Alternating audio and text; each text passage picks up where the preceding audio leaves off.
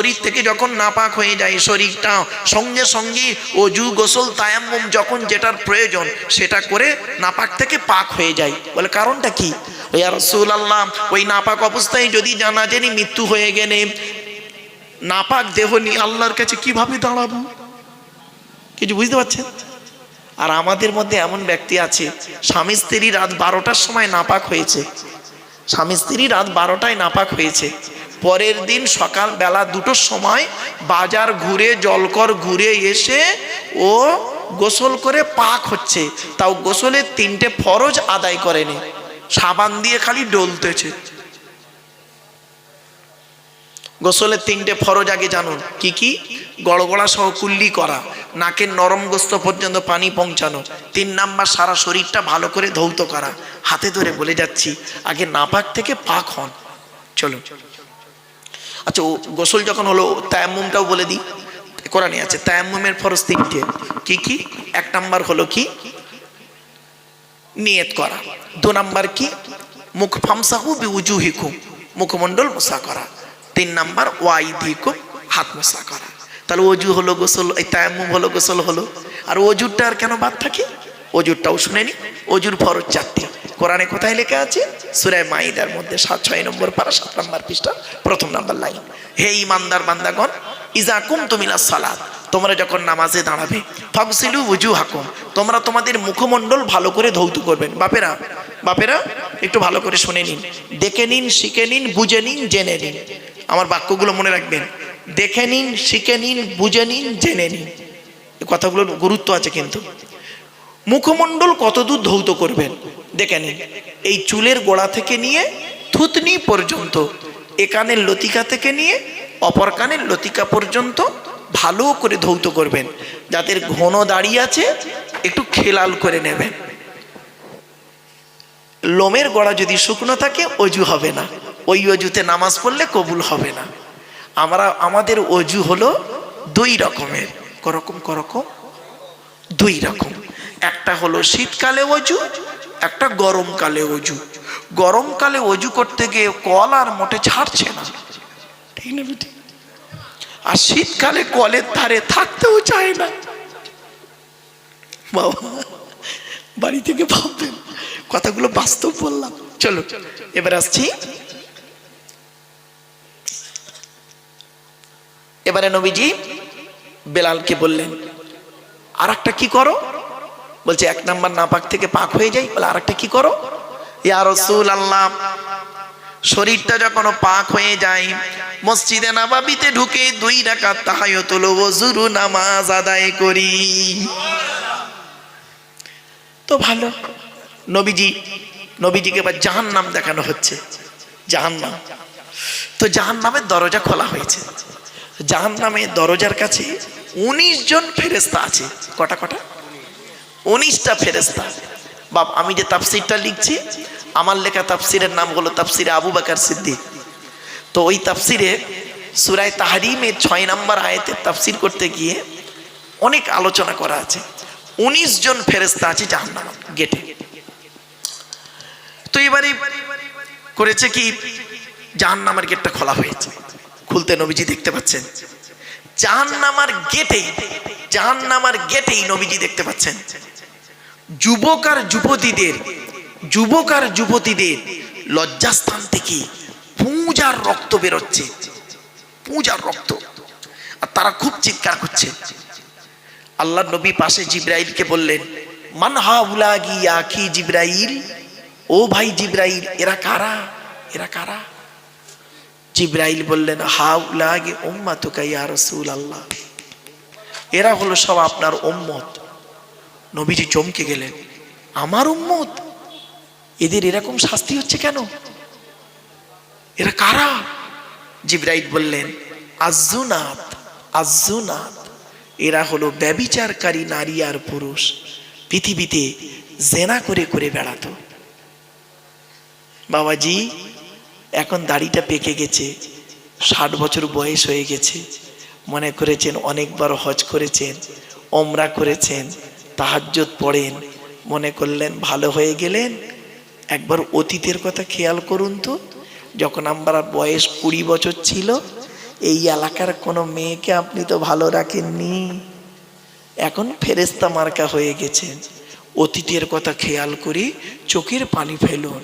এই যে কষ্ট করে বসে আছেন কজন, নবীজি কি বলছেন শোনো, 3 ব্যক্তির চোখ জাহান্নামের আগুন হারাম, জাহান্নামায় যাবে না 3টে চোখ। কে কে?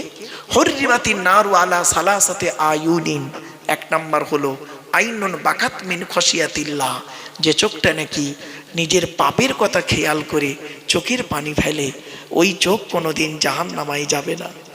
2 নাম্বার আইনুন সাহারাত ফি সাবিলিল্লাহ, যে চোখটা নাকি রাত্রি জেগে জেগে আল্লাহর কোরআন হাদিসের কথা শুনে ইবাদতে কাটিয়ে দেয়।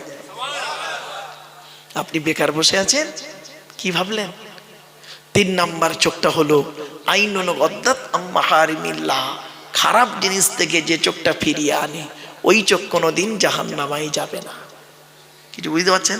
চলো, এরপরে নবীজি বললেন জাহান্নামার আরেকটু দূরে আমি তাকালাম, আরেকটু দূরে তাকালাম, তাকিয়ে দেখছি কিছু মানুষের, শুনে নিন, কিছু মানুষের জিভগুলো টেনে ধরে ফেরেশতারা এই জিভগুলো টেনে ধরে আগুনের কাঁচি দিয়ে খালি কাটছে। জিভগুলো টেনে ধরে আগুনের কাঁচি দিয়ে কি করছে? কাটছে। আর ওরা খুব চিৎকার করছে। নবীজি বললেন, ও ভাই জিব্রাইল, ওরা কারা? ওদের জিভগুলো টেনে ধরে আগুনের কাঁচি দিয়ে ফেরেশতারা কাটে কেন? ওরা কারা? জিব্রাইল বললেন, ইয়া রাসূলুল্লাহ, এরা হলো আপনার উম্মত। বলে আমার উম্মত? জিব্রাইলকে বললেন, ও ভাই জিব্রাইল, আমার উম্মতের মধ্যে কোন শ্রেণীর লোক একটু বলুন। আল্লাহর ফেরেশতা জিব্রাইল বললেন, ইয়া রাসূলুল্লাহ, ইয়া হাবিবাল্লাহ, হুজুর, আপনার উম্মতের ভিতরে এরা হলো কিছু আলেম আর বক্তা, কিছু আলেম আর বক্তা, কিছু আলেম আর বক্তা। নবীজি বললেন, আমি তো পৃথিবীতে বলে এসেছিলাম আল উলামা ওয়ারাসাতুল আম্বিয়া, উলামারা হলো, আলেমরা হলো নবীদের উত্তরাধিকারী, আর আমার উম্মতের আলেম, কিছু আলেমদের এইরকম অবস্থা কেন? তখন জিবরাইল বললেন, ইয়া রাসূলুল্লাহ, এরা হলো ওই শ্রেণীর আলেম, এরা লোককে হেদায়েতের কথা বলতো, এরা লোককে বলতো নামাজ পড়ো, রোজা রাখো, এরা লোককে বলতো বাম্মার সেবা যত্ন করো, এরা লোককে বলতো চরিত্রটা ঠিক রাখো, ও নিজেই কিন্তু ওই কাজ থেকে ভুলে থাকতো। আতা আমরুনান নাসা বিল বিররি ওয়া তানসাউনা আনফুসাকুম ওয়া আনতুম তাতলুনাল কিতাব আফালা তাকিলুন। 1 নম্বর পারার 5 নম্বর পৃষ্ঠার 8 নম্বর লাইন, সূরার নাম সূরা বাকারার মধ্যে আল্লাহ বলে দিলেন, তোমরা মানুষদেরকে ভালো কাজের আদেশ করো, নিজেরাই ভালো কাজ থেকে ভুলে থাকো। ওয়া আনতুম তাতলুনাল কিতাব, তোমরা কি কিতাব পড়ো না? আফালা তাকিলুন, তোমাদের কি কোনো জ্ঞান গম্য নাই? জ্ঞান নেই? অনেক ডিগ্রি আছে। জ্ঞান নেই মানে? অনেক ডিগ্রি অর্জন করেছি। আল্লাহ বলে, আব্দুল্লাহ কিল মারুফ, তোর ডিগ্রির কোনো মূল্য নেই। আমি আল্লাহ করেছি কি? আমি তো কোরআনে বলে দিয়েছি কি, ইয়া আইয়ুহাল্লাযীনা আমানু লিমা তাকুলুনা মা লা তাফআলুন। 28 নম্বর পারা 10 নম্বর পৃষ্ঠার 12 নম্বর লাইন, সূরার নাম সূরা সফের 2 নম্বর আয়াত। হে ঈমানদার বান্দাগণ, ওগুলি কেন লোককে বলিস যেগুলি তোরা নিজেরা করিস না? কাবুরা মাকতান ইনদাল্লাহ, আল্লাহর কাছে অপছন্দনীয় জিনিস ওই সমস্ত। আনতাকুলু, তোরা লোককে বলে বলে বেড়াস, মা লা তাফআলুন, যেগুলি তোরা নিজেরা করিস না। কি ভাবছেন? আপনারা তো বেঁচে যাবেন, পেটাই খাবো তো, বক্তারা ধরবে তো আমাদের। কিরে, খুব তো ওয়াজ করতি, খুব তো হেদায়েতের বাণী আমিনপুরে বসে দিচ্ছিলিস, হ্যাঁ? কোরআনের ওই আয়াতটা তোর মনে ছিল না? কোন আয়াত? কোন আয়াত? শুনুন, ইয়া আইয়ুহাল্লাযীনা আমানু কু আনফুসাকুম ওয়া আহলিকুম নারা ওয়াকুদুহান নাসু ওয়াল হিজারাতু আলাইহা মালাইকাতুন গিলাযুন শিদাদুন লা ইয়াসুনাল্লাহা মা আমারহুম ওয়া ইয়াফআলুনা মা ইউমারুন। 28 নম্বর পারার 19 নম্বর পৃষ্ঠার 13 নম্বর লাইন, সূরার নাম সূরা তাহরিমের 6 নম্বর আয়াত। আল্লাহ বলছে, আমি বলিনি। হে ইমানদার বান্দাগণ, তোরা আগে নিজে জাহান্নামের আগুন থেকে বাঁচ, তোর স্ত্রী ছেলে মেয়েকে জাহান্নামের আগুন থেকে বাঁচা। বাবাজি, আমি পীর সাহেব, মলি সাহেব, বক্তা সাহেব আপনাদেরকে ওয়াজ করছি মধুর টানি, ভালো ভালো কথাগুলো বলছি। আমি বললাম কি, আদ-দায়ুসু লা ইয়াদখুলুল জান্নাহ, দায়ুস ব্যক্তি কোনোদিন জান্নাতে যেতে পারবে না। তোমরা তোমাদের স্ত্রীদেরকে পর্দার মধ্যে রাখো, আর আমি আমার বউকে নিয়ে চিড়িয়াখানা, ভিক্টোরিয়া, জাদুঘর, তারামণ্ডল, ইকোপার, নিকোপার, শুধু তাই নয়, এতায় ওতায় করে বেপর্দাভাবে ঘুরে বেড়াই। হয়েছে বাবা, চলো ওই মাঠে দেখা হবে। ওই মাঠে, কোন মাঠে? কোন মাঠে? জোরে বলুন, কোন মাঠে? কোরআন বলছে কোন মাঠে দেখি। ইয়াউমা ইয়াজমাউকুম লিয়াউমিল জামঈ যালিকা ইয়াউমুত তাগাবুন। 28 নম্বর পারা 16 নম্বর পৃষ্ঠার 1 নম্বর লাইন, সূরার নাম সূরা তাগাবুনের 9 নম্বর আয়াত। হার জিতের মাঠ, হার জিতের মাঠ, ওই মাঠে দেখা হবে আপনাদের সঙ্গে আমার, চিন্তা নেই। চলো এবার আসছি আরেকটা আয়াত। আল্লাহ বলছে, আব্দুল্লাহ কিল মারুফ, তোর জ্ঞান দিলাম, তুই জ্ঞান মোতাবেক কাজ করলি না তো, তাহলে তোর অবস্থা কি হবে শোন। ওয়ালাকাদ যারানা লিজাহান্নামা কাসীরাম মিনাল জিন্নি ওয়াল ইনসি লাহুম কুলুবুল লা ইয়াফকাহুনা বিহা ওয়া লাহুম আয়ুনুন লা ইউবসিরুনা বিহা ওয়া লাহুম আযানুন লা ইয়াসমাউনা বিহা উলাইকা কাল আনআম বাল হুম আযাল উলাইকা হুমুল গাফিলুন। 9 নম্বর পারা 13 নম্বর পৃষ্ঠার 1 নম্বর লাইন, সূরার নাম সূরা আরাফের মধ্যে আল্লাহ বলে দিলেন, আমি আল্লাহ জিন আর ইনসানের জন্য জাহান্নাম তৈরি করেছি। কাদের জন্য জাহান্নাম জানিয়েছি? লাহুম কুলুবুল লা ইয়াফকাহুনা বিহা, আমি আল্লাহ যাদের বোঝার জন্য হৃদয় দিয়েছি, তারা বুঝেও না বোঝার ভান করে চলে। ওয়ালাকুম আয়ুনুন লা ইউবসিরুনা বিহা, দেখার জন্য চোখ দান করেছি, নেমান নাইটা দেখে কোনো প্রতিবাদ করে না। ওয়ালাকুম আযানুন লা ইয়াসমাউনা বিহা, তাদের শোনার জন্য কান দান করেছি, শুনেও না শোনার ভান করে চলে। ওরে ওরা মানুষ নয়, উলাইকা কালান আম, ওরা হলো চতুষ্পদ জন্তুর নেই। বালুহুম আদল, বরং তার থেকেও নিকৃষ্ট। বাবাজি বাড়ি থেকে ভাববেন। চলো একটা একটা করে বলার সুযোগ দিন। তো 1 নাম্বার হলো বক্তা। শুধু একটা শব্দ নিয়ে একটু আলোচনা করে ফেললাম, একে নেগেটিভ ভাবে নেবেন না কেউ, কিন্তু আগেই বলে দিচ্ছি, হয়তো অনেকে ভাবছেন নেগেটিভ, খবরদার নয়, আমি বাস্তব কথাটাই তুলে ধরলাম। কারণ আগে আমাকে দিয়ে ওয়াজটা শুরু হোক, যেহেতু আমাকে ডেকেছেন আপনারা, আগে আমার দিয়ে ওয়াজ শুরু হোক। চলো এবার আসছি কমিটি। বাবা, জলসা কমিটি আর মসজিদ কমিটি দুটো আলাদা। জলসা কমিটি হতে গেলে কমসে কম 3টে গুণ থাকতে হবে। কটা কটা কটা? 3টে গুণ। আচ্ছা, শুধু এই জলসা কমিটি থাকবে আর আমাদের থাকবে না? সকলে থাকতে হবে। আমি জলসা কমিটি কেন বললাম? অ্যাটেনশন হওয়ার জন্য, বাপ ভুল বুঝবেন না। 3টে জিনিস কি শুনে নিন জলসা কমিটি। 1 নাম্বার হলো সৎ হতে হবে। কি বললাম? সৎ। সকলকে আমাদের সৎ হতে হবে। আচ্ছা, সৎ কোন লোকটাকে বলে বলুন তো দেখি? আমাদের ধারণা কি জানেন? সৎ হলো ওই লোকটা যার গালে দাড়ি, মাথায় টুপি, বড় পাঞ্জাবি, তাহাজ্জুদ পড়ে, ওমরা করে আর হজ করে, ওই লোকটাই সৎ, তাই তো? আহা, আল্লাহ নবী একদিন সাহাবীদের বলছেন, তোমরা আমাকে 2টো জিনিসের গ্যারান্টি দেবে? নবীজি সাহাবীদের বলছেন, তোমরা আমাকে 2টো জিনিসের গ্যারান্টি দেবে? তা পেছন থেকে একজন সাহাবী বলছেন, ইয়া রাসূলুল্লাহ, আমরা যদি 2টো জিনিসের গ্যারান্টি দিই, আপনি আমাদের কিছুর গ্যারান্টি দেবেন? নবীজি বললেন, হ্যাঁ, তোমরা যদি আমাকে 2টো জিনিসের গ্যারান্টি দাও, আমি তোমাদের জান্নাতের গ্যারান্টি দিয়ে দেবো। বলছে বলুন বলুন কি দুটো জিনিস? জীবনে তো অনেক কিছু দিয়েছি, আর দুটো জিনিস চান তো বলুন। নবীজি বললেন, এক নাম্বার হলো দুই ঠোঁটের মাঝখানে এই জিভের গ্যারান্টি দাও। হারাম খাবার খাওয়া থেকে জিভটাকে ঠিক করো, বাজে ভাষা বলা থেকে জিভটাকে ঠিক করো, পরনিন্দা পরচর্চা করা থেকে জিভটাকে ঠিক করো। এক নাম্বার জিভের গ্যারান্টি দাও। আমরা না মদখোরকে খুব খারাপ বলি, হারাম জিনিস খায়। সুদখোরকে খুব খারাপ বলি, হারাম জিনিস খায়। ঘুষখোরকে খারাপ বলি, হারাম জিনিস খায়। সত্যি। আর মাদ্রাসা মসজিদের নামে চাঁদা তুলে নিজের গাড়ি বাড়ি বিল্ডিং করে, ওগুলো কি হালাল?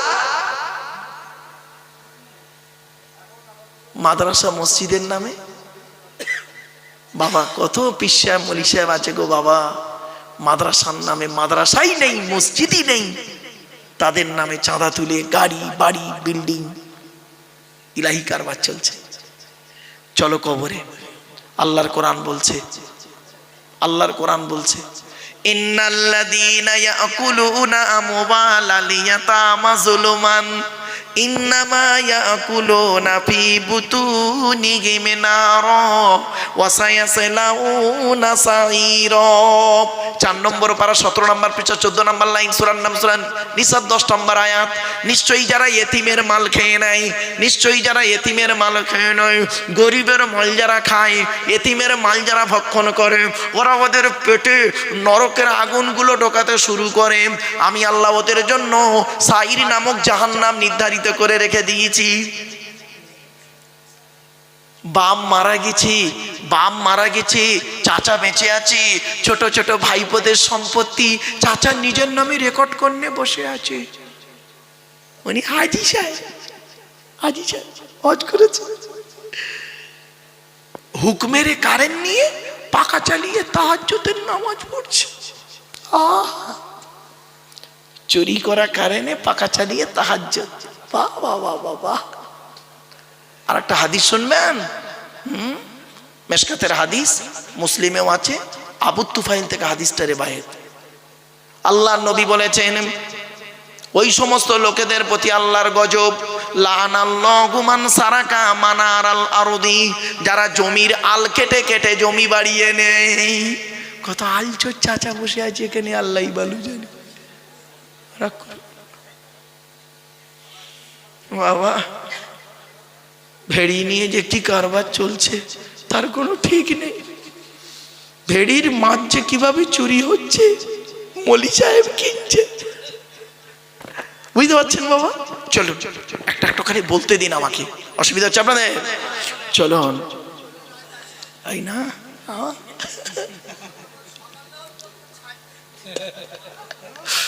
আমার বাপেরা চলেন। তাহলে এক নাম্বার হলো কি? সৎ হতে হবে। সতের প্রথম নাম্বার নবী কি বললেন? দুই ঠোঁটের মাঝখানে জিভটাকে ঠিক রাখো। আর একটা কি? দুই রানের বীজখানে লজ্জাস্থানকে হেফাজত করো। দুই ঠোঁটের মাঝখানে দুই রানের বীজখানে, এই দুটো জিনিসের গ্যারান্টি তোমরা আমাকে দাও। আল্লাহ নবী বলছেন, আমি তোমাদের জান্নাতের গ্যারান্টি দিয়ে দেবো। যান বাড়ি চলে যান, গিয়ে দেখবেন হয় চাচার নিচে খারাপ, নয় চাচার উপর খারাপ। একদম বাস্তব কথা। যার দুটোই খারাপ ও জাহান্নামী, যার দুটোই ভালো ও জান্নাতি। The messenger of Allah, peace be upon him, said, the best among those with good manner. নবী বলেন, তোমাদের মধ্যে উত্তম ব্যক্তি ওই লোকটা যার ক্যারেক্টার চরিত্র ভালো, ওই লোকটাই হলো উত্তম ব্যক্তি। একজন উকিল, ব্যারিস্টার, মাস্টার, ডাক্তার, মোল্লা, মলি সাহেব, পীর সাহেব, দরবেশ সাহেব, আমির সাহেব, মুফতি সাহেবের যদি চরিত্র খারাপ হয়, আর একজন টোটোওয়ালার চরিত্র যদি ভালো হয়, টোটোওয়ালাটাই হলো আল্লাহর কাছে প্রিয় ব্যক্তি। Many loss is something loss, health loss is nothing loss, but character loss is everything loss. মানুষের যদি টাকা চলে যায়, ইনকাম করলে টাকাটা আবার ফিরে আসবে। মানুষের যদি শরীর চলে যায়, ভালো মন্দ খেলে শরীরটাও ফিরে আসবে। কিন্তু বন্ধু, মানুষের যদি চরিত্র চলে যায়, চরিত্র কিন্তু আর ফিরে আসবে না। ঠিক না বেটি? তাই নবী বলেছিলেন, দুই ঠোঁটের মাঝখানে দুই রানের বীজখানে। বাড়ি থেকে একটু ভাববেন। 1 নাম্বার সৎ হতে হবে। 2 নাম্বার হালাল খাবার খেতে হবে। কি বললাম শোনেন, কদিন আগে আমি বোম্বাই গেছিলাম। কদিন আগে বোম্বাই গেছিলাম। তো বোম্বাই এক কলেজের প্রফেসর, কলকাতায় বাড়ি, বাঙালি মানুষ, হিন্দু মানুষ, আমাকে বলছেন উনি কোরআন খুব ঘাঁটেন। যা বুঝলাম, ওনার কথা শুনে বুঝলাম অত্যাধিক কোরআনকে নিয়ে ঘাঁটাঘাঁটি করেন। কি বলছে জানেন? বলছে, মারুফ সাহেব, আমি আপনার ওয়াজ কিন্তু কন্টিনিউ শুনি, প্রতিনিয়ত আপনার ওয়াজ শুনি। আমি আহমেদাবাদের ওয়াজ থেকে শুরু করে এমন কোনো ওয়াজ শুনতে বাকি রাখিনি। তবে একটা কথা আপনাকে বলি, কোরআনে আল্লাহ পাক বলেছেন হালাল খাবার খাবে কারা? মোমেনরা। মোমেনদের সম্পর্কে আল্লাহ বলেছেন হালাল খাবার খেতে। কিছু ভাই অসুবিধা হচ্ছে নাকি? এদিকে অ্যাটেনশন করুন, ভালো হবে। মোমেনদেরকে তো কোরআনে আল্লাহ বলেছেন হালাল খেতে। তা আমি তো মোমেন নয়, তা আমি যদি মদ খাই আমার অপরাধটা কি? কিছু বুঝতে পারছেন? কোরআনে তো বলা হয়েছে মোমেনরা সুদ হারাম, মোমেনদের জন্য। কোরআনে বলা হয়েছে মদ হারাম, শুকরের গোশত হারাম, এটা মোমেনদের জন্য। আমি তো মোমেন নয়, তা আমি যদি সুদ খাই, শুকরের মাংস খাই, এগুলো হারাম খাবার যদি খাই, তো আমার কোনো অপরাধ নয়। তো আমাকে তো আল্লাহ বলেনি কোরআনে, আমার কথা তো কোরআনে বলেনি, মোমেনদের কথা বলেছে তো কোরআনে হালাল খেতে। শুনে নিন, চমকে যাবেন আজকে শোনার। এ ভাই, এই তুই চুপ মার, বস, শোনেন কথাগুলো, শুনে যান বাবা। আমি বললাম, স্যার আপনি কি গোটা কোরআন পড়েছেন? বলছে মোটামুটি 98% পড়েছি। বললাম, স্যার একটু মিস্টেক হয়ে গেছে। বলছে, কি মিস্টেক? বললাম, স্যার কোরআনে 3 শ্রেণীর লোককে হালাল খেতে বলেছেন। কয় শ্রেণীর লোক? যতদিন বাঁচবেন মনে রাখবেন, এটা যতদিন বেঁচে থাকবেন, বাবা আমার সঙ্গে আপনাদের দেখা হোক আর না হোক, এই 3টি জিনিস মনে রাখবেন। 3 শ্রেণীর লোককে হালাল খেতে বলেছে এই কোরআনে। এই 3 শ্রেণীর মধ্যে আমরা পড়ি কি দেখি? প্রফেসরকে আমি বলছি যে, স্যার আপনি কি পড়েন দেখুন তো। কোরআনে প্রথমে হালাল খেতে বলেছে কাদের জানেন? নবী রসুলদেরকে হালাল খেতে বলেছে। নবী রসুলদেরকে হালাল খেতে বলেছে। দলিলটা দিচ্ছে, শুনে নিন। ওনাকে দলিল তো দিতে হবে। বললাম, শুনুন, 18 নম্বর পারার 4 নম্বর পৃষ্ঠা 8 নম্বর লাইনে সূরার নাম সূরায়ে মুমিনুনের 51 নম্বর আয়াতে আল্লাহ বলেন কি? ইয়া আইয়ুহার রুসুল কুলু মিনাত তাইয়্যিবাতি ওয়া আমালু সলিহা। হে রসুলগণ, হে নবীগণ, শুধু একজন নবীকে বলি, হে নবীগণ, হে রসুলগণ। আচ্ছা, এইটা না দিলে হবে না? হ্যালো, এই জানতে যেন শান্তি হলো ভাই, এত কষ্ট হচ্ছিল আমার। চলেন এবার ভালো, অসুবিধা হচ্ছে আপনাদের? চলেন। ইয়া আইয়ুহার রসুল, হে রসুলগণ, কুলু মিনাত তাইয়্যিবাতি ওয়া আমালু সলিহা। আল্লাহ বলছেন, হে রসুলগণ, নবীগণ, আপনারা পৃথিবীতে হালাল খাবার খান, ভালো ভালো কাজগুলো করুন। তাহলে সর্বপ্রথম কাদেরকে হালাল খেতে বললেন? নবী রসুলদেরকে হালাল খেতে বললেন। আচ্ছা, নবী রসুলদেরকে হালাল খেতে বললেন কেন? নবীরা তো হালাল খাবেনি, তো আবার বলার দরকার কি ছিল আল্লাহর? বলবো? হ্যাঁ, শুনে নিন, যাতে করে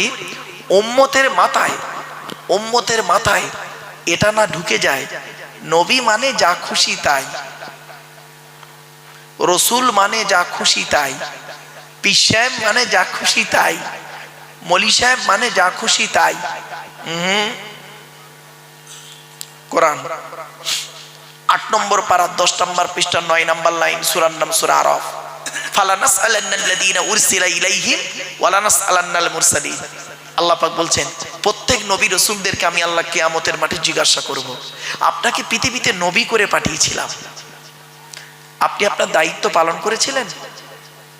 আপনাকে পৃথিবীতে রসুল করে পাঠিয়েছিলাম, আপনি আপনার দায়িত্ব পালন করেছিলেন? নবী রসুলদেরকে আল্লাহ যদি এরকম প্রশ্ন করেন, আমি আপনি কত বড় মানুষ, প্রশ্ন হবে না? শুনে নিন, হে জ্ঞানী, জ্ঞানের হিসাব দিতে হবে। হে ধনী, অর্থের হিসাব দিতে হবে। হে যুবক, যৌবনের হিসাব দিতে হবে। হিসাব দেওয়ার জন্য প্রস্তুত হন আপনারা। চলো, তারপর আমি বলছি স্যার নবী রসুলদেরকে হালাল খেতে বলেছেন, তারপরে কাদের বলেছে? মোমেনদেরকে হালাল খেতে বলেছেন। তার দলিল কোরআনে আছে। 2 নম্বর পারা 4 নম্বর পৃষ্ঠা 14 নম্বর লাইন, সূরার নাম সূরা বাকারা 172 নম্বর আয়াত। ইয়া আইয়ুহাল্লাযীনা আমানু কুলু মিন তাইয়্যিবাতি মা রাযাকনাকুম ওয়াশকুরু লিল্লাহি ইন কুনতুম ইয়্যাহু তা'বুদুন। হে ঈমানদার বান্দাগণ, আমার দেওয়া হালাল রিজিকগুলো তোমরা ভক্ষণ করো, হারাম খাবারগুলি কখনোই খেতে যেও না। তাহলে কাদেরকে বললো? মোমেনদেরকে বলল। এবার প্রফেসরের উত্তর দিচ্ছি, স্যার উনি বলছেন আমি তো রসুল নই আর আমিও মোমেন নই, তা আমার কথা তো কোরআনে বলেনি আল্লাহ। বললাম স্যার এটা ভুল করলেন, আপনার কথাও কোরআনে বলেছেন। শুনে নিন, আয়াতটা দিচ্ছি, শুনে যান অন্তত। আমার অনেক অমুসলমান ভাই আমার বক্তব্য শোনেন, তারা হয়তো ভাবে যে মদ শুধু মুসলমানদের জন্য হারাম, সুদ কারবার শুধু মুসলমানদের জন্য হারাম, আর কি বলবো আপনার ওই শুকরের মাংস শুধু মুসলমানদের জন্য হারাম। না বাবা, সকলের জন্য। কোরআন বলছে, দেখি আয়াতটা দিচ্ছি, মনে রাখুন। 2 নম্বর পারার 4 নম্বর পৃষ্ঠা 8 নম্বর লাইন, সূরার নাম সূরা বাকারা, আয়াত নাম্বার 168। কত বললাম বাবা? মনে রাখবেন, এগুলো মনে রাখবেন। 168 নম্বর আয়াত। আয়াতটা পড়ছি এবার। ইয়া আইয়ুহান নাসু, হে মানব জাতি। আচ্ছা, মানব জাতির মধ্যে কি আমি আপনি পড়ি না? হিন্দু, মুসলিম, জৈন, ব্রাহ্মণ, খ্রিস্টান, কুলি, সাঁওতাল, বাগদি, দুলে, সকলে, মানে আদমের সন্তানকে মানব জাতি বলেছে আল্লাহ। ইয়া আইয়ুহান নাস, হে মানব জাতি, কুলু মিম্মা ফিল আরদি হালালান তাইয়্যিবা, পৃথিবীর জমিনে আমার দেওয়া হালাল রিজিকগুলো তোমরা ভক্ষণ করবে। ওয়ালা তাত্তাবিউ খুতুওয়াতিশ শায়তান, শয়তানের পথকে অনুসরণ করবে না। ইন্নাহু লাকুম আদুবুম মুবিন, শয়তান হলো তোমাদের প্রকাশ্য দুশমন। তখন প্রফেসর পুরো চুপ, পুরো চুপ। হলো, আপনি শুধু ভাবেন মোমেনরাই শুধু হালাল খেতে। আরে মুহাম্মদ সাল্লাল্লাহু আলাইহি সাল্লাম, শুনে নিন, মুহাম্মদ সাল্লাল্লাহু আলাইহি সাল্লাম শুধু মুসলমানদের নবী নয়। মুহাম্মদ সাল্লাল্লাহু আলাইহি সাল্লাম কাদের নবী? কুল কায়নাতের নবী। তা দলিল কি? দলিল কোথায় আছে কোরআনে? শুনুন, 9 নম্বর পারার 9 নম্বর পৃষ্ঠা 11 নম্বর লাইন, সূরার নাম সূরা আরাফ, আয়াতটা পড়ছি। আল্লাহ বলছেন, কুল, নবী বলে দাও, ইয়া আইয়ুহান নাস, হে মানব জাতি, ইন্নী রাসূলুল্লাহ ইলাইকুম জামিয়া, আল্লাহ পাক সকলের জন্য আমাকে রসুল করে পাঠিয়েছে। আপনি কি ভাবলেন শুধু মুহাম্মদ সাল্লাল্লাহু আলাইহি ওয়াসাল্লামকে ফলো করবে মুসলমানরা? সকলে ফলো করে, কেউ ডাইরেক্ট করে, কেউ ইনডাইরেক্ট করে, কেউ প্রকাশ্যে করে, কেউ গোপনে করে। কিছু বুঝতে পারছেন আমার কথা? চলো তো বাবা, 2 নাম্বার হলো হালাল খেতে হবে। 3 নাম্বার হলো জলসা কমিটি হতে গেলে 5 ওয়াক্ত নামাজি হতে হবে। এই কোরআনে আছে 82 জায়গায়, কত জায়গায়? কত জায়গায়? 82 জায়গায় বিভিন্ন অ্যাঙ্গেলে নামাজের কথা আছে 82 জায়গায়। আর এই কোরআনে আছে 92 জায়গায় লেখাপড়ার কথা। কত জায়গায়? 92 জায়গায় আছে লেখাপড়ার কথা। তো কোন সংখ্যাটা বেশি, 82 না 92? তাহলে লেখাপড়ায় পিছিয়ে কেন? লেখাপড়ায় পিছিয়ে কেন? আজকের মুসলমানরা এখনো লেখাপড়ায় পিছিয়ে। যদি বলেন হুজুর হুজুর আমি গরিব মানুষ, ছেলেকে লেখাপড়া শেখাতে পারি না, এটা কোনো কজ নয়, এটা কোনো কজ নয়, কারণ নয়। আপনি কি ভারতের প্রাক্তন রাষ্ট্রপতি আবু বাকির জয়নাল আবিদিন আব্দুল কালাম, যিনি মারা গেছেন, মিসাইল ম্যান, ভারতের একজন গর্ব, তার বাপের থেকেও আপনি গরিব? আপনি কি তার ইতিহাস পড়েছেন? পড়েননি। বাস্তবটাই বললাম, যে চাই চিনি তাকে যোগাই চিন্তামণি। আপনি চেষ্টা করুন, চলবে। তবে একটা কথা বলে যাচ্ছি আপনাদের, আবেগ নিয়ে চলবেন না। ইসলামে আবেগ নিয়ে চলে না, ইসলাম চলে বিবেকের উপরে। কিসের উপরে? বিবেক। কোরআন হাদিস চলে বিবেকের উপরে, আবেগ নিয়ে চলে না। একটা আয়াত দেবো কি বলুন? এই দেখেন, আল্লাহর নবী একদিন দাঁড়িয়ে আছেন,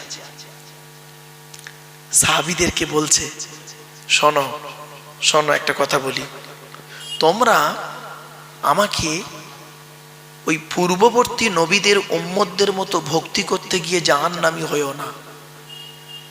কি বলল?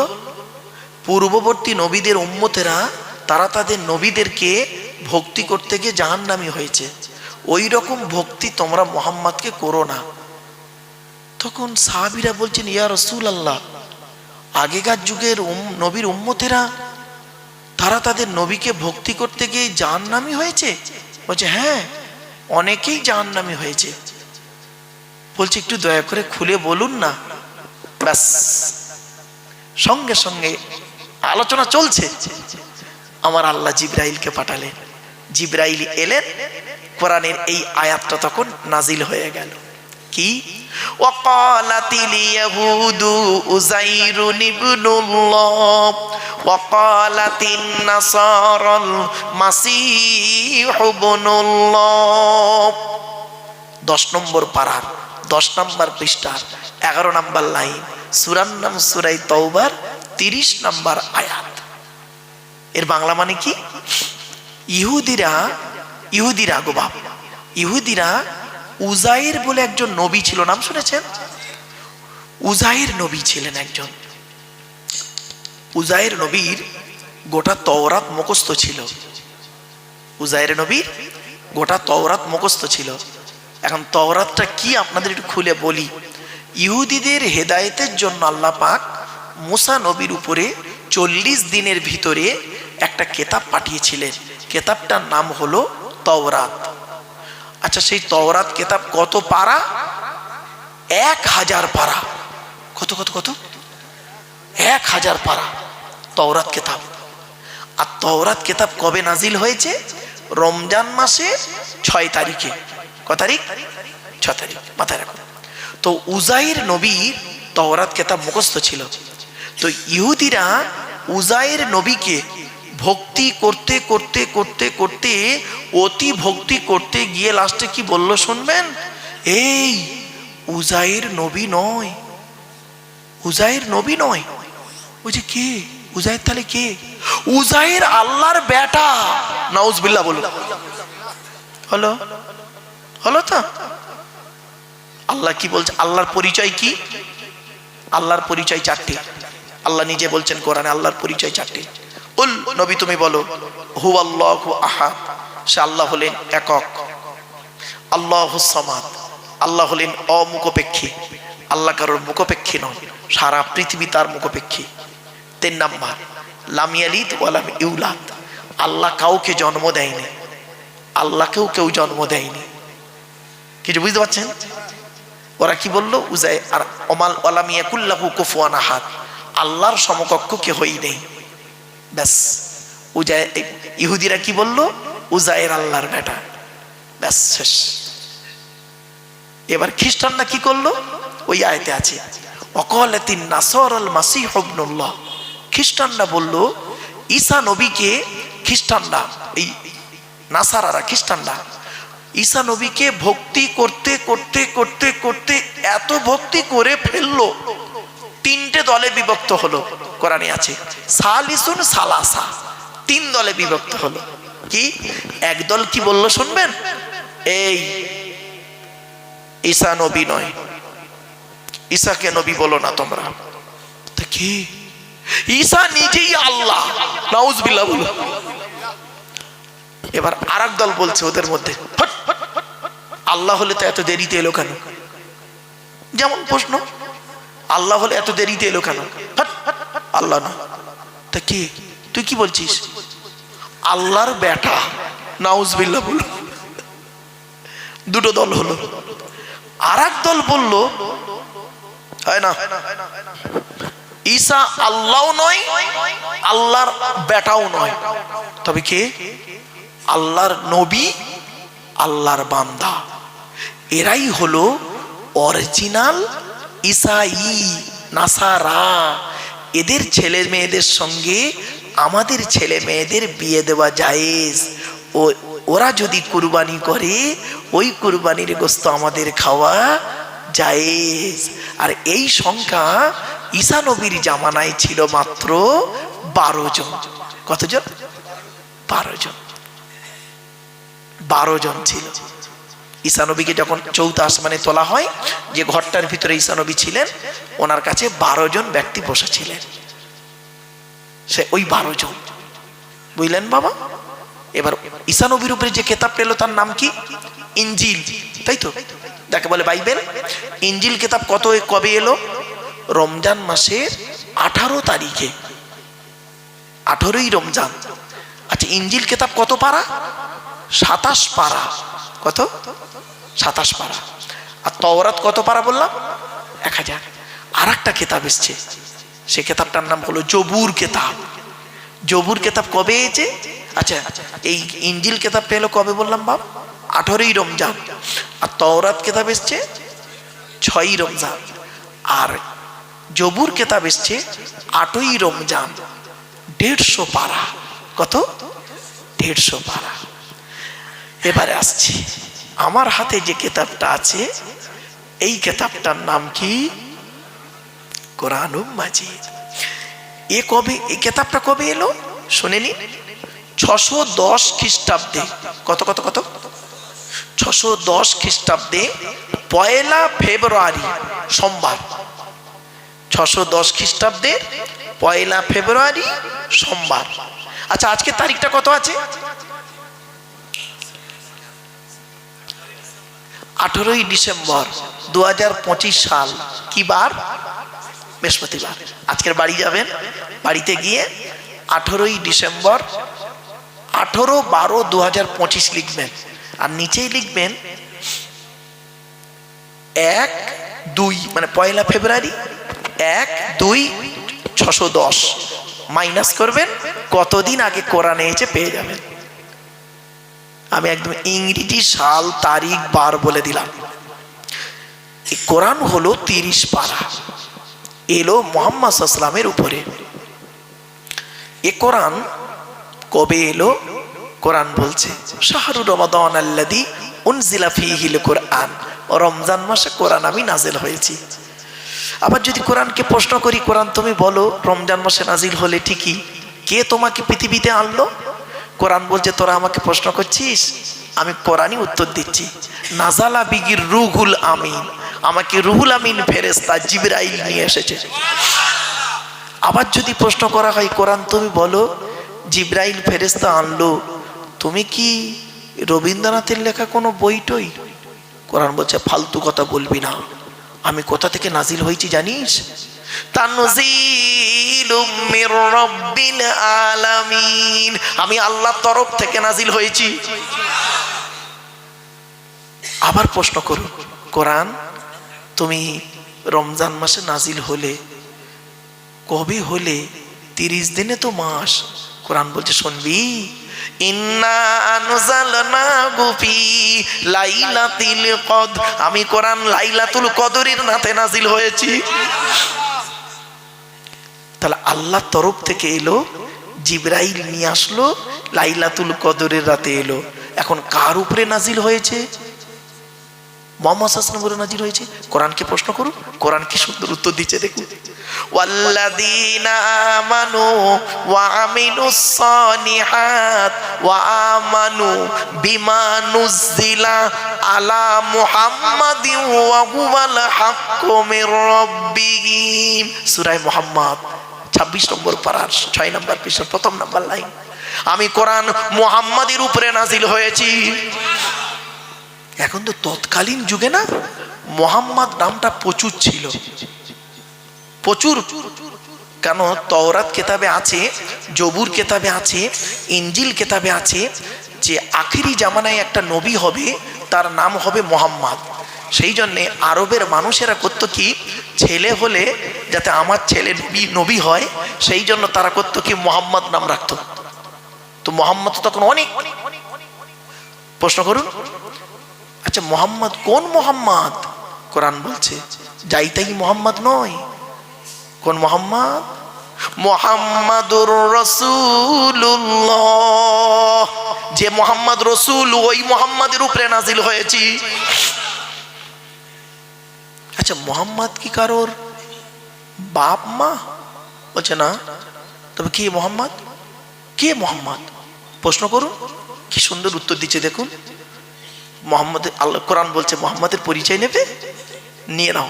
মা কানা মুহাম্মাদুন আবা আহাদিম মির রিজালিকুম ওয়ালাকিন রাসূলুল্লাহি ওয়া খাতামান নবিয়্যিন। 22 নম্বর পারা 2 নম্বর পৃষ্ঠা 13 নম্বর লাইন, সূরার নাম সূরা আহজাব। আজকের পারা নাম্বার পৃষ্ঠা লাইনগুলো বলছি না, একটু ধীরে ধীরে বলছি, তো এই জন্য ওগুলো বললে মানুষের স্পিরিটে বলা হয়ে যায় আর মাথা থেকে অনেকটা সরেও যায়। এই জন্য বুঝিয়ে বুঝিয়ে বলছে, অসুবিধা হচ্ছে বাবা। মুহাম্মদ হলো কে? মা কানা মুহাম্মাদুন আবা আহাদিম মির রিজালিকুম। ওরে মুহাম্মদ কারোর বাপ নয়, মা নয়। ওয়ালাকিন রাসূলুল্লাহ, মুহাম্মদ হলেন আল্লাহর প্রেরিত রাসূল। ওয়া খাতামান নবিয়্যিন, আখিরি জামানার শেষ নবী। এখন মুহাম্মদ যদি আখিরি জামানার নবী হয়, তাহলে নবীদের পরিচয় কি? নবীদের পরিচয় কটা? আল্লাহর পরিচয় 4টে। কটা বললাম বাবা? 4টে। নবীদের পরিচয় কটা? শুনে নিন। নবীদের পরিচয় হলো 3টে। কটা কটা?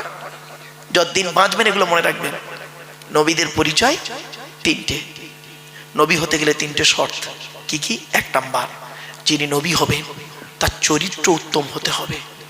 চরিত্রহীন ব্যক্তি কোনোদিন নবী হতে পারে না। এই জন্য প্রত্যেক নবীর চরিত্রকে আল্লাহ পাক উত্তম করে পাঠিয়েছে। জোরে বলুন। আচ্ছা মুহাম্মদ সাল্লাল্লাহু আলাইহি ওয়াসাল্লামের চরিত্রটা কেমন জানা যাক তো একটু।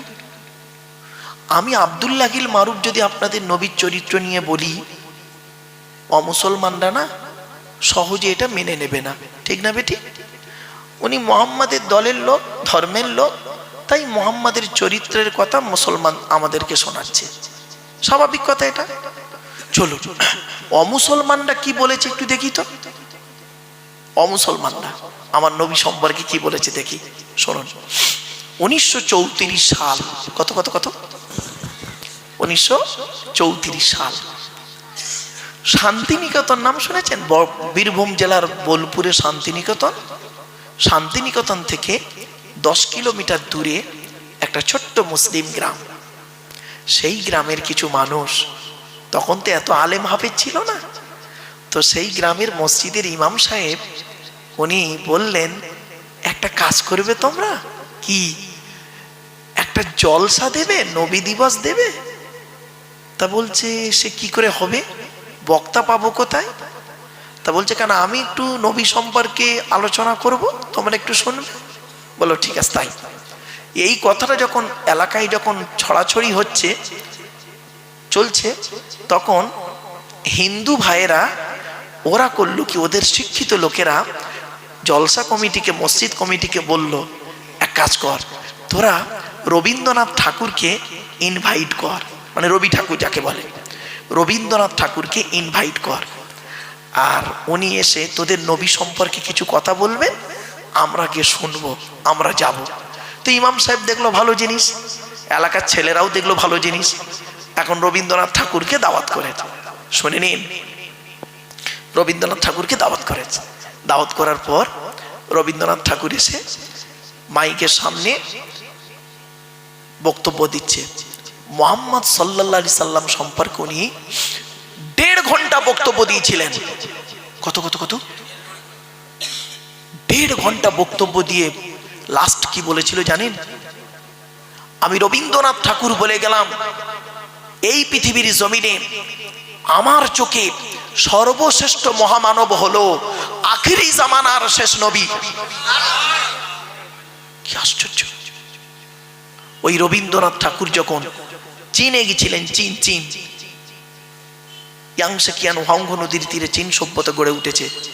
পিকিং শহরে যখন গেলেন, চীনের ছেলে মেয়েরা প্রশ্ন করেছেন, স্যার আপনাকে একটা প্রশ্ন করব, আপনি এই মুসলমানদের মতো গালে বড় দাড়ি রেখেছেন কেন, আর মাথায় কালো গোল টুপি পরেছেন কেন?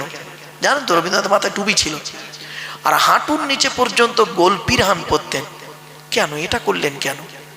আপনি তো একজন ঠাকুর মানুষ, আপনার তো পইতে থাকবে, পইতে ওং বা টিকা লেখা থাকবে, আপনার তো পইতে থাকবে, তা আপনি এটা, এই ড্রেসটা তো মুসলমানদের ড্রেস, আর শুধু মুসলমানদের ড্রেসটা মুসলমানদের যারা সুফি তত্ত্বের মানুষ তাদের ড্রেস, তা আপনি এটাকে নিলেন কেন একটু বলবেন? অনেকক্ষণ চিন্তা করার পরে উনি বলেছিলেন, এই গালে দাড়ি মাথায় টুপি আর বড় পাঞ্জাবিটা সনাতন ধর্মের ড্রেস নয়, এটা আমি জানি।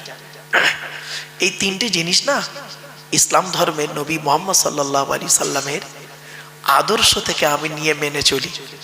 তা বলছে একটু খুলে বলবেন? বলছে মনে রেখো, আমার যেটা বিশ্বাস, গালে দাড়ি রেখে কোনোদিন মদের গ্লাস ধরতে পারবে না, গালে দাড়ি রেখে কোনোদিন যুবতী নারীর দিকে খারাপ নজরে তাকাতে পারবে না, বিবেক বাধা দেবে। মাথায় টুপি নিয়ে কোনোদিন পাপ কাজে লিপ্ত হতে পারবে না, বিবেক বাধা দেবে। এই বিবেকটাকে ঠিক রাখার জন্য আমি এই 3টে জিনিসকে একটু ব্যবহার করে চলি। হে মুসলমান, আমিনপুরের মানুষ, নামটা খুব সুন্দর, কিন্তু আমিনপুর কে নাম রেখেছিল জানি না।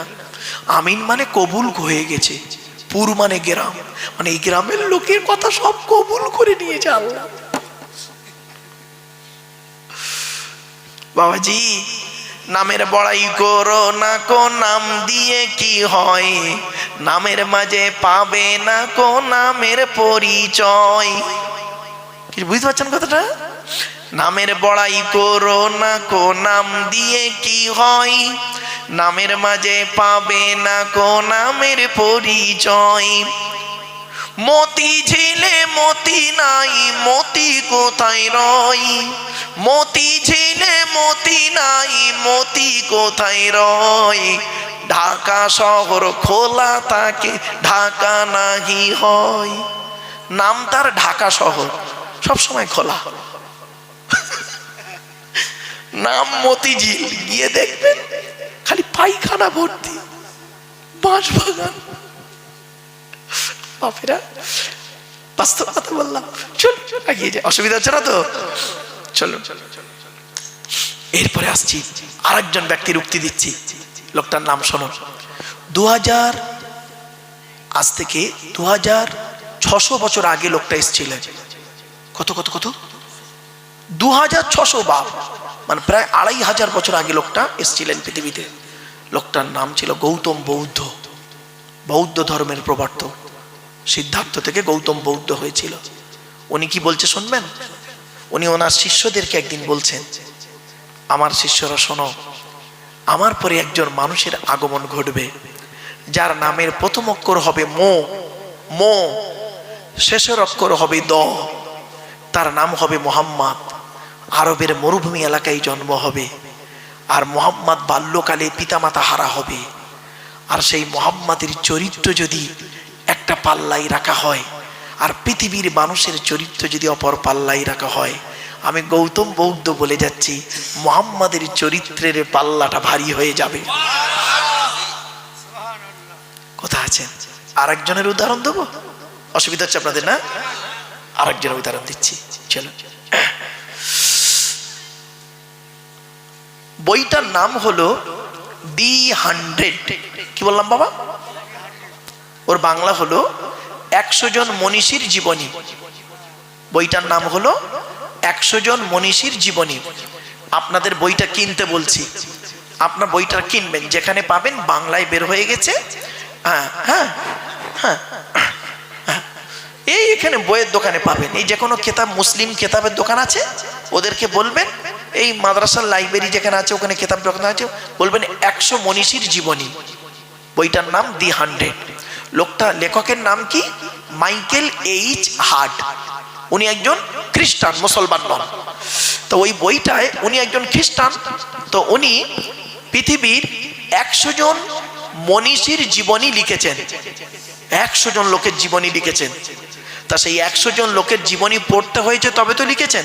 আরে ভাই বলুন না, হট করে লিখে দেবেন? উনি বলছেন, আমি বহু লোকের জীবনী পড়েছি, পড়ার পরে তাদের ভেতর থেকে 100 জন লোককে আমি নির্বাচন করেছি, আমার এই বইয়ের মধ্যে লিখেছি। তাদের মধ্যে সর্বপ্রথম যাকে দিয়ে শুরু করেছি, আমি একজন খ্রিস্টান, আমার নবী হলো ঈসা নবী, কিন্তু আমি যা দিয়ে শুরু করেছি, বইটা খুলে দেখবেন, আপনারা পড়বেন, প্রথম পৃষ্ঠায় পাবেন বইটার প্রথম শুরু করেছে মুহাম্মদ সাল্লাল্লাহু আলাইহি ওয়াসাল্লামের নাম দিয়ে।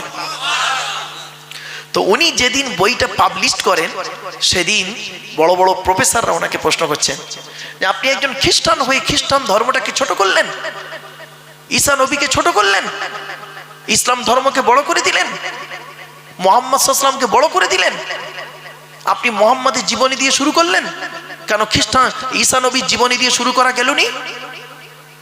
উনি অত লোকের সামনে কি বলেছিলেন শুনে নিন। ওই বইয়ের প্রথম পৃষ্ঠায় রয়েছে, দেখবেন।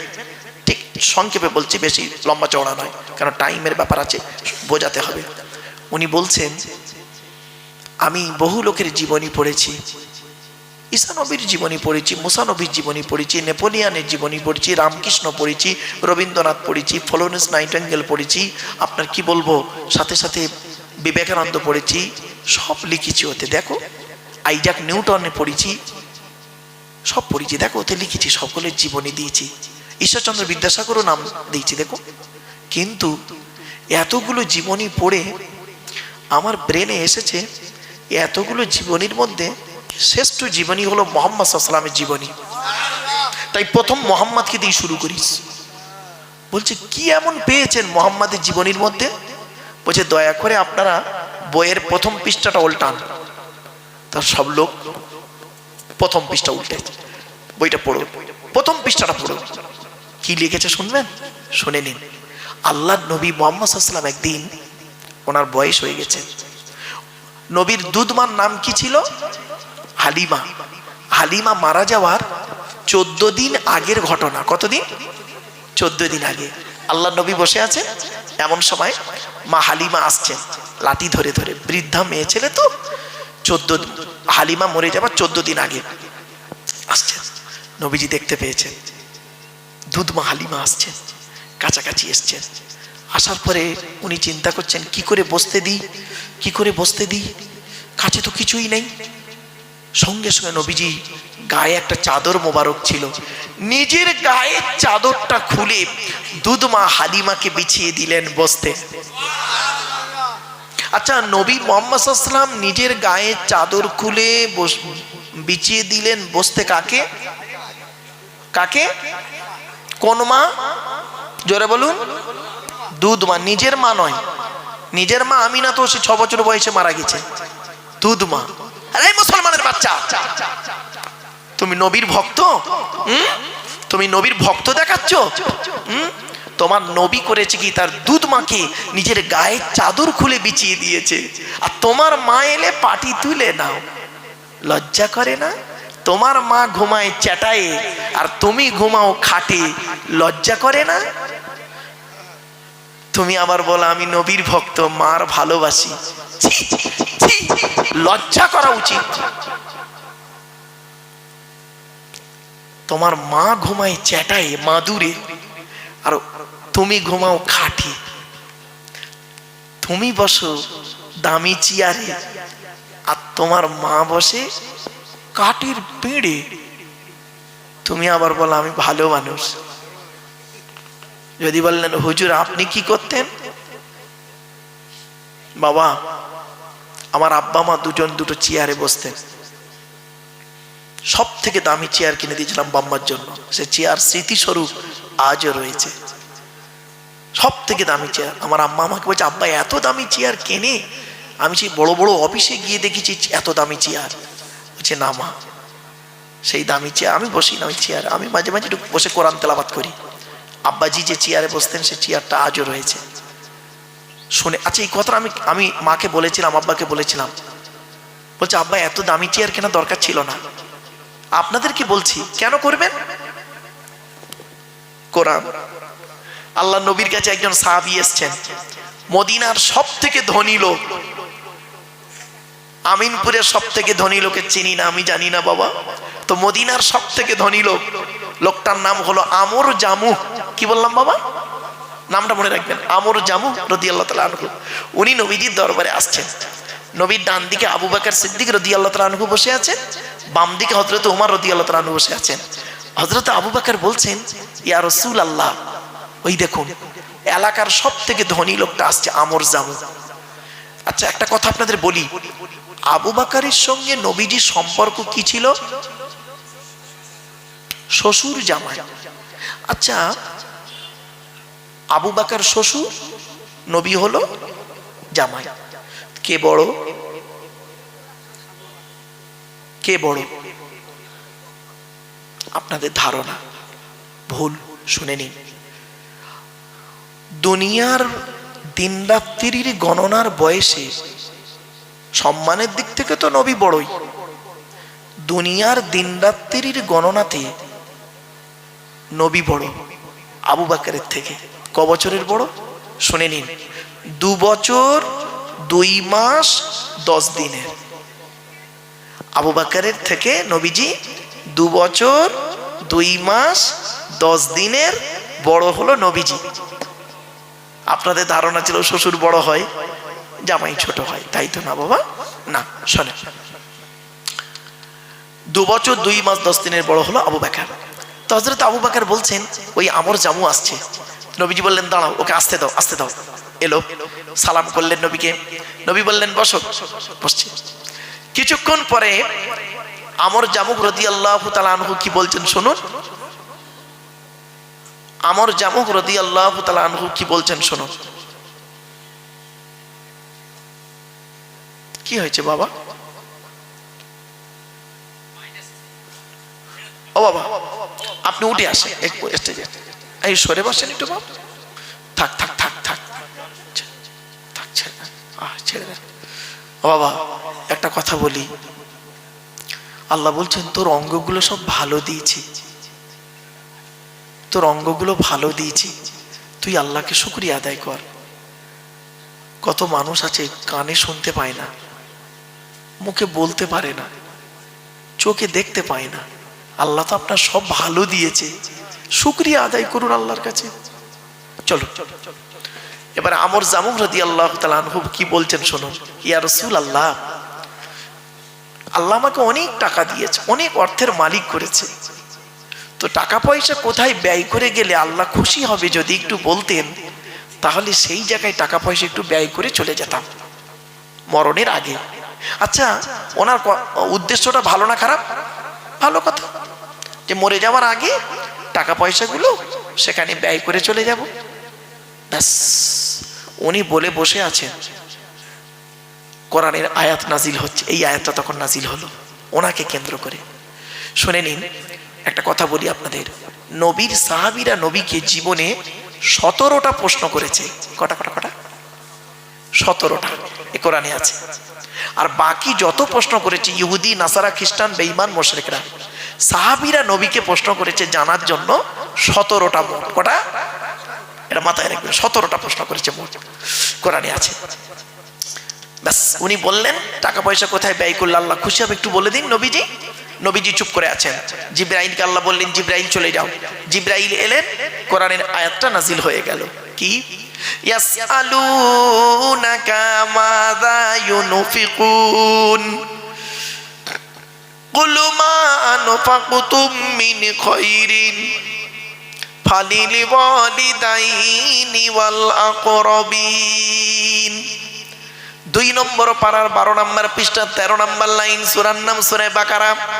নবী, তোমাকে ওরা প্রশ্ন করছে টাকা পয়সা কোথায় ব্যয় করলে আল্লাহ খুশি হবে।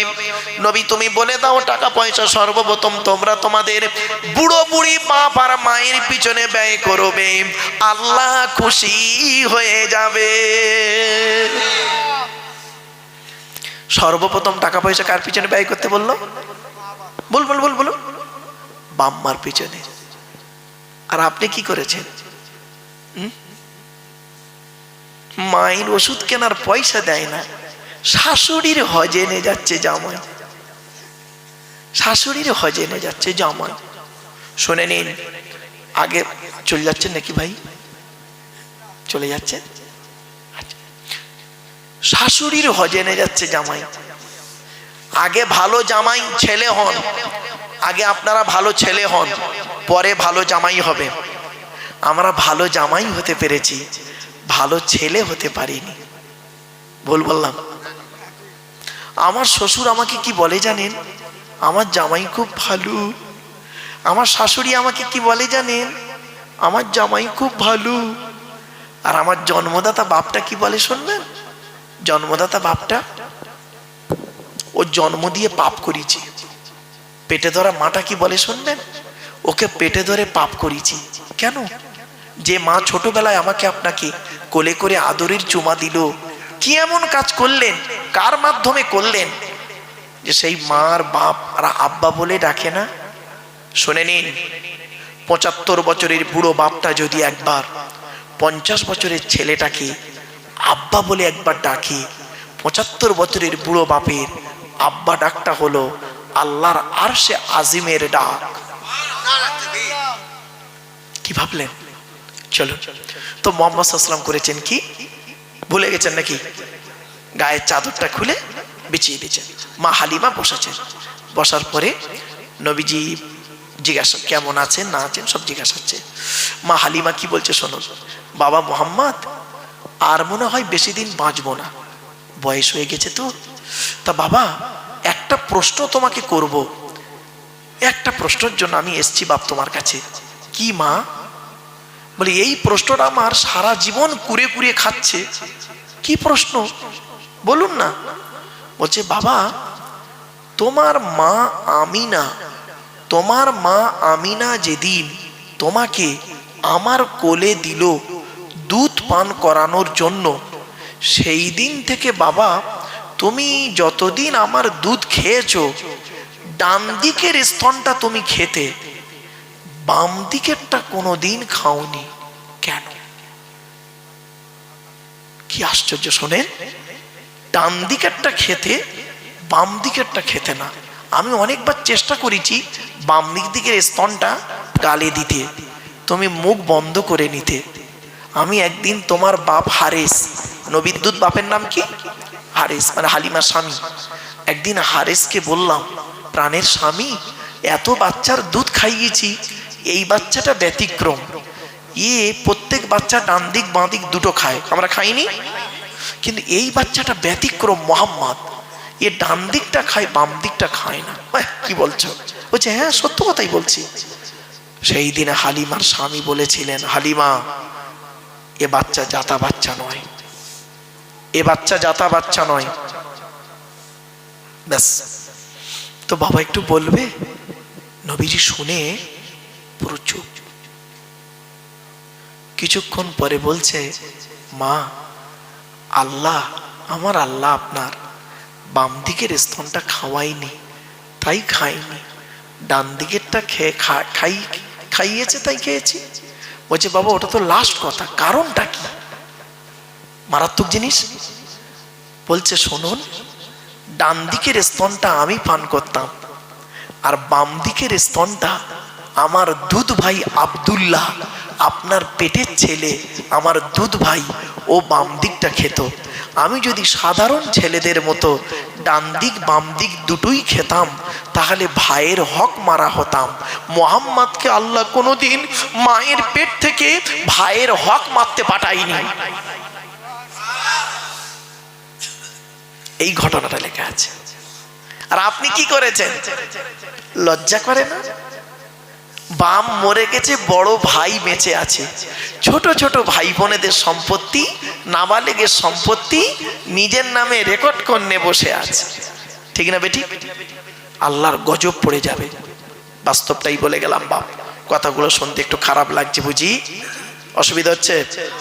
একবার দরুদ শরীফ আল্লাহুম্মা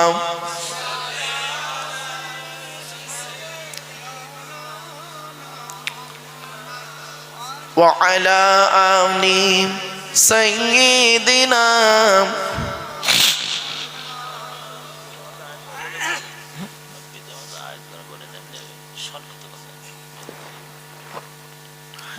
বক্তা এসে গেছে।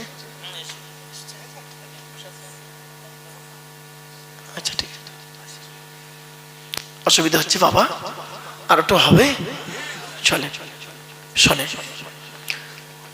তো উনি বললেন যে তোমরা প্রথম পৃষ্ঠাটা খুলে দেখো, তাহলে যে মানুষের জীবনীতে এইরকম পাওয়া যায় সেই মানুষের জীবনী দিয়ে প্রথমে লিখবো না, তা কার জীবনী দিয়ে শুরু করব? আমি বইটা লিখেছি, পাঠকের কাছে যখন যাবে প্রথম পৃষ্ঠা খুলে যদি ভালো জিনিসটা চোখে পড়ে বইটা খুলে দেখবে, পরের পৃষ্ঠা উল্টাবে। আর প্রথমেই যদি ওর মনটা খারাপ হয়ে যায় পরের পৃষ্ঠাগুলো আর দেখবে না। এজন্য ভালো জিনিস দিয়ে প্রথমে শুরু করেছি। কি ভাবলেন? সেই নবীর উপরে কোরআন নাজিল হয়েছে, আর সেই কোরআনে পৃথিবীর সব কিছু আল্লাহ পাঠিয়ে দিয়েছে। আমরা কোরআন কোনোদিন শুনিনি, কোরআন পিপাসু কোনোদিন হইনি, এজন্য আমাদের দশাই। এজন্য আপনাদেরকে আমি অনুরোধ করে বলে যাচ্ছি, কোরআনের তাফসীর দেবেন, কোরআনের তাফসীর দেবেন, এক একটা সূরার তাফসীর সংক্ষেপে বলে যাচ্ছি। কটা বলবো আপনাদেরকে, কি বিষয়ে বলবো মানে মাথা কাজ করছে না, এতগুলো দিক আল্লাহ পাক দিয়েছে। ছোট্ট একটা দিক আপনাদেরকে বলি, কিয়ামতের মাঠে দুই দিকের প্রশ্ন হবে। কদিকের? দুই দিকের প্রশ্ন। এক নাম্বার প্রশ্ন হলো কি? এক নাম্বার প্রশ্ন হবে আল্লাহর তরফ থেকে প্রশ্ন। কি? আল্লাহর তরফ থেকে প্রশ্ন। আল্লাহর তরফ থেকে। আল্লাহর তরফ থেকে কি প্রশ্ন হবে? আমাকে আপনাকে করবে আল্লাহ। আল্লাহ বলবেন, ঈমান এনেছিলিস, নামাজ পড়েছিলিস, রোজা রেখেছিলিস, টাকা দিয়েছিলাম যাকাত দিয়েছিলিস, হজ করেছিলিস? তা আমি আপনি সেদিন কি বলবো? আমিনপুরের মানুষ কি বলবো? মার খাবার ভয়ে আল্লাহ মাঝে মাঝে রোজা করেছি, মাঝে মাঝে নামাজ পড়েছি, মাঝে মাঝে জুম্মা পড়েছি, তবে আল্লাহ একটা কথা বলবো। আল্লাহ বলবে, বল। আল্লাহ, রোজা যদি করতে না পেরেছি তা কি হয়েছে? ইফতার করতে কোনোদিন বাদ দিইনি। ঠিক না বেটি? আল্লাহ বলবে, রোজা রাখিস নি, ইফতার করেছিস?